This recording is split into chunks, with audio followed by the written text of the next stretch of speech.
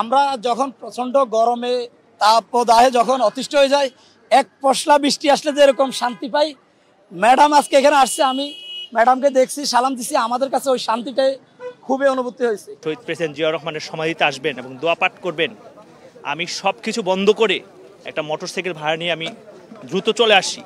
জিয়ার সাথে সর্বশেষ যে বহরে অংশগ্রহণ করেছিলাম সেটা হচ্ছে আপনার 2017 সালের অক্টোবর 29 তারিখ, যেদিন ফেনীতে ওনারকে হত্যা করার উদ্দেশ্যে পেট্রোল বোমা ছুড়েছিল আওয়ামী লীগ এবং তার দোসররা।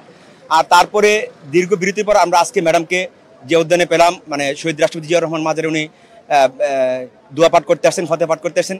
এই অনুভূতিটা আসলে আমাদের ভাষায় প্রকাশ করার মতন নয়। আমরা একজন মাকে, যিনি গণতন্ত্রের মা, ইতিমধ্যে সারা বিশ্বে প্রতিষ্ঠিত হয়েছেন, এমন একজন মাকে আমরা এত কাছ থেকে দেখেছি।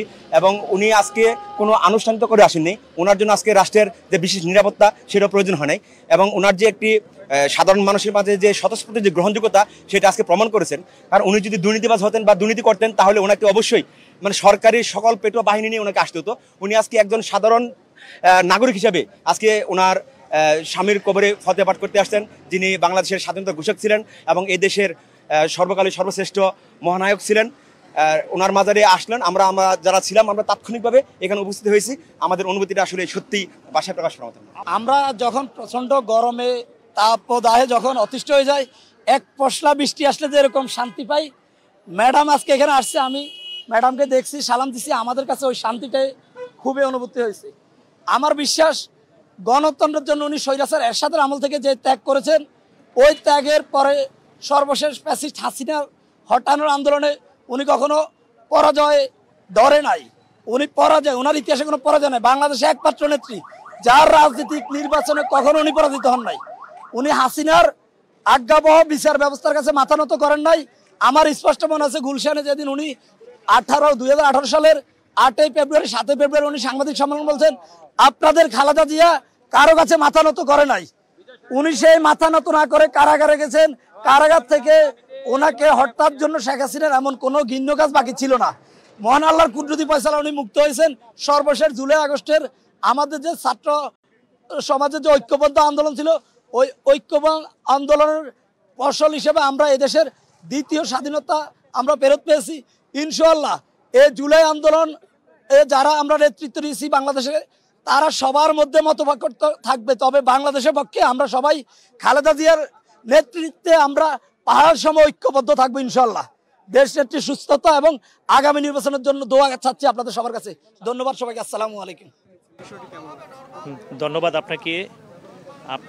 এটা কিভাবে অনুভূতিটা ব্যক্ত করব, আপনাকে বিশ্বাস করবেন কিনা, আমি যখনই গ্রুপে দেখতে পেলাম যে ম্যাডাম এই শহীদ প্রেসিডেন্ট জিয়াউর রহমানের সমাধিতে আসবেন এবং দোয়া পাঠ করবেন, আমি সব কিছু বন্ধ করে একটা মোটরসাইকেল ভাড়া নিয়ে আমি দ্রুত চলে আসি।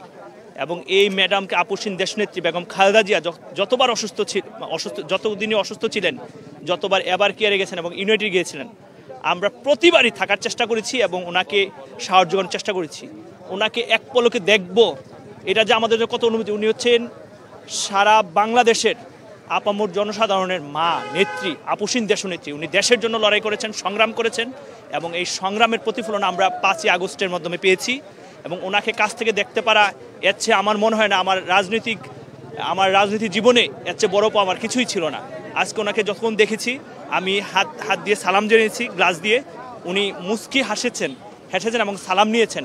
এটা যে আমার জন্য কত বড় পাওয়া, এটা আপনাদেরকে ভাষা প্রকাশ করবো না। আল্লাহ ওনাকে সুস্থতার সহিত নেক হায়াত দান করুক এবং আগামীর বাংলাদেশ বিনির্মাণে ওনাকে ভূমিকা রাখার তৌফিক দান করুক এবং সকলকে নিয়ে রাষ্ট্র গঠনের তৌফিক দান করুক। না হলে আমি কেন এসেছি, নেতাকর্মীরা যখন তাদের নেত্রী বা নেতাকে দেখবেন, হ্যাঁ, এবং বেগম জিয়ার মতো এরকম আপসীন নেতৃত্ব এবং ওনার যে সাফারিং এবং তারপরও যে চেতনাকে ধারণ করা, বাংলাদেশি জাতীয়তাবাদের চেতনা বা শহীদ জিয়ার যে নেতৃত্ব সেটাকে ধারণ করা, তো এটাই এই আমাদের কর্মী এবং আমাদের মতো যারা জাতীয়তাবাদী দল করি বা যারা বিএনপি করি এবং বিএনপির আদর্শকে ধারণ করি তাদেরকে অনুপ্রাণিত করবে।